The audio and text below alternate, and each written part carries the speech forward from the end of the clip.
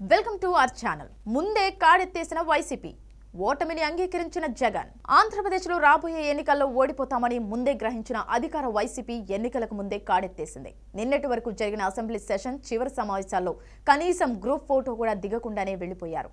Budget సమావేశాలను కేవలం 4 రోజుల్లోనే ముగించుకొని సమావేశాలను మమా అనిపించారు.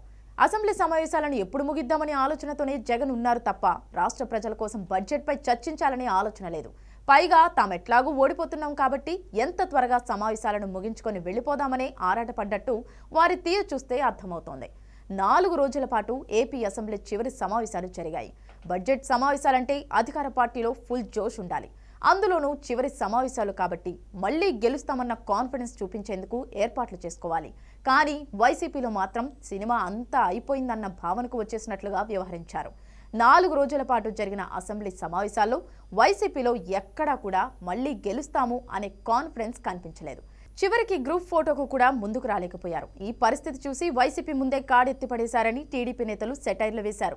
అసెంబ్లీలో వైసీపీకి ఏకపక్ష మెజార్టీ ఉంది. 156 మంది ఎమ్మెల్యేలు ఆ పార్టీ వైపు ఉన్నారు. కానీ ఏ రోజు కూడా 70 మందికి మించి ఎమ్మెల్యేలు సభకు హాజరు కాలేదు. రాజ్యసభ ఎన్నికల మాక్ పోలింగ్ నిర్వహిద్దామనుకున్న వైసీపీ తమ ఎమ్మెల్యేలందరూ రారని క్లారిటీ రావడంతో అది కూడా చేయకుండా ఆగిపోయారు. రాజ్యసభ ఎన్నికల ప్రక్రియ క్లిష్టం కానుంది. 2-3 సార్లు ప్రాక్టీస్ చేస్తేనే ఎమ్మెల్యేలు రాజ్యసభకు కరెక్ట్గా ఓటేయగలుగుతారు. అలాంటిది మాక్ పోలింగ్ పెడితే ఎమ్మెల్యేలు రాకపోతే సమస్య అని పెట్టలేకపోయారు. వైసీపీలోని ఎక్కువ మంది సిట్టింగ్ ఎమ్మెల్యేలకు సీట్లు ఇస్తే గెలుస్తారనే నమ్మకం లేకపోవడంతో టికెట్లను ఇవ్వడం లేదు.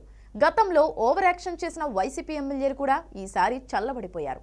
అనవసరంగా రెచ్చిపోవడం వల్ల వచ్చేదేమీ లేకపోవడం వల్ల శత్రువుగా మారే పరిస్థితి వస్తుందని వైసీపీ ఎమ్మెల్యేలు ఆందోళన చెందుతున్నారు.